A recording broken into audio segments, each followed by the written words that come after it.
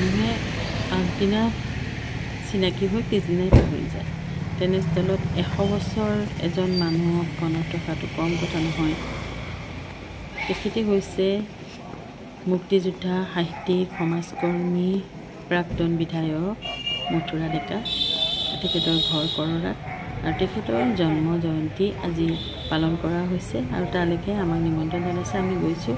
তেখেতৰ পত্নী অবলা ডেকা আমাৰ লেখিকা সমাৰোহৰ প্ৰথম সভানেত্ৰী আছিলে বাহিৰচালী শাখাৰ, আৰু সেই সূত্ৰে আমাৰ লগত এটা সম্পৰ্ক আছে, খুব ভাই ভনীৰ নিচিনা। আৰু তেখেতৰ পুত্ৰ জীয়ৰী আটাইয়ে আমাক মাতিছে সুন্দৰকৈ, আৰু আমি গৈছোঁ। তেখেতৰ নামত যিখন গ্ৰন্থ আজি উন্মোচন কৰা হ'ব, সেই গ্ৰন্থখনৰ নাম হৈছে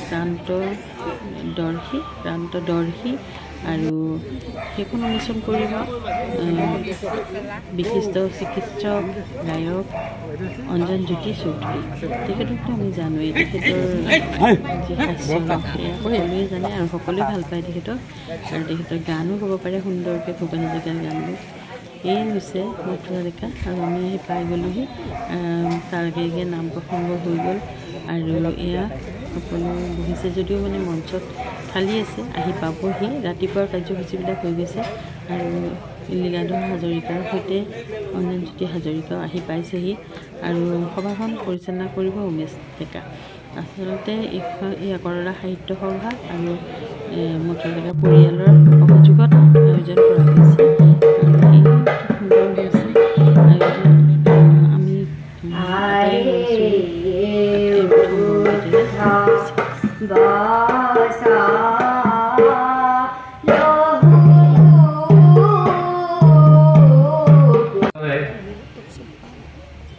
তেওঁলোকৰ য'তে নাথাকক তেওঁলোকৰ আত্মাই যেন শান্তি পায়। মই চৌধুৰীদেৱক মই গ্ৰন্থ উন্মোচন কৰাৰ কাৰণে আহ্বান জনাইছোঁ। সামাজিক সাংস্কৃতিক সাহিত্য দিশত যথেষ্ট উৎপত্তি অৰ্জন কৰিছিলে, আৰু তেখেতক আজি সকলোৱে কৰিছে, আৰু তেখেতৰ যি সৰলতা সেয়া সকলোৰে বাবে পাথেয় হওক। গ্ৰন্থ উন্মোচনৰ মাংগলিক মুহূৰ্ত আমাৰ ইয়াত আয়তীসকল উপস্থিত আছে, এটা উৰুলি যোগাৰ দিবলৈ মই অনুৰোধ জনাইছোঁ।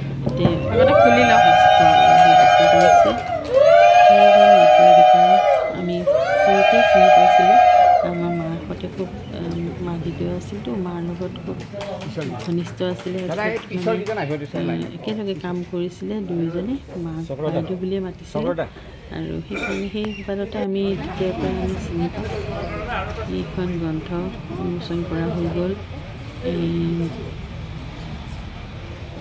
ইজনক দেখিলে যাতে হাঁহি মাৰি সাৱটি ধৰিব পাৰে, এই মানে কেনে আছা সুধিব পাৰে, মানে সকলোৱে যাতে কয় মানে আমি ভালেই আছোঁ, তুমি কেনে আছা।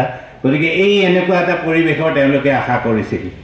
গতিকে মই তেনেজন লোকৰ ব্যক্তিৰ, স্বনামধন্য ব্যক্তিৰ এনেকৈ জন্ম শতবাৰ্ষিকীত এনেকৈ আহিবলৈ পাই সঁচাকৈ ধন্য হৈছোঁ। আৰু এটা গান গাই দিওঁ নেকি বাৰু? কিজানি আজি আপোনালোকে কয় বোলে ই ভালেই গাই দেখোন।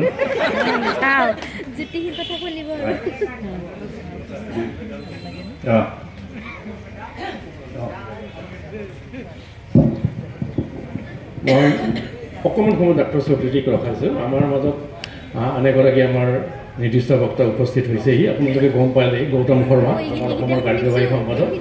আমাৰ উদ্যোক্তাসকলৰ ফালৰ পৰা তেখেতক অভাষণ জনোৱা হ'ব। মই কাৰ্যসূচীটো কৰি দিব নালাগিছিলে, তেওঁ কথা কৈ আছে নহয়। হাহাকাৰ শুনিও নিশব্দে নীৰৱে, বুঢ়ালৈ তুমি বুঢ়ালৈ বোৱা কিয়?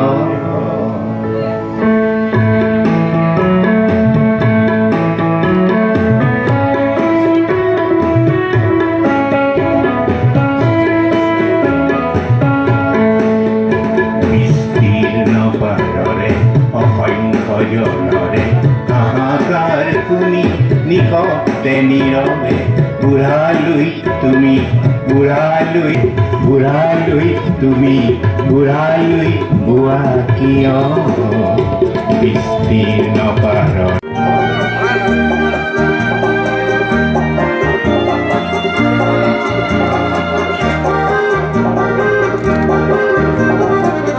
মানুহে মানুহৰ বাবে যদিহে অকণোৰে ভাবে অকণি সহানুভূতিৰে ভাবিব কোনে নোকোৱা সমনীয়া মানুহে মানুহৰ বাবে বহুত কষ্ট কৰি এইখন এনেকৈ আজিৰ দিনটোতে উলিয়াইছে যে সেইকাৰণে মই খুব মানে তেখেতসকলৰ শলাগ লৈছোঁ আৰু সম্পাদনা সমিতিৰ শলাগ লৈছোঁ সভাপতি উমেশ চন্দ্ৰ ডেকা ডক্টৰ উমেশ চন্দ্ৰ ডেকা এবাৰ মুৰ্গী পোৱালি কিছুমান 10টামান মুৰ্গী পোৱালি মাকৰ লগত মানে খেলি আছে আৰু তেতিয়া হঠাতে মানে এই মুৰ্গী পোৱালি এটাই মাকক সুধিলে মা আমাৰ নাম কিয় নাৰাখে এই কুকুৰ পোৱালি মেকুৰী পোৱালি সিহঁতক পুচি বুলি মাতে ডগী বুলি মাতে আমাৰ নাম কিয় নিদিয়ে মাকে অলপ চিন্তা কৰি পেলাই ক'লে বাছা আমাৰ জীয়াই থাকোঁতে নাম নিদিয়ে নহয় আমাৰ মৰাৰ পিছত চিকেন পকৰা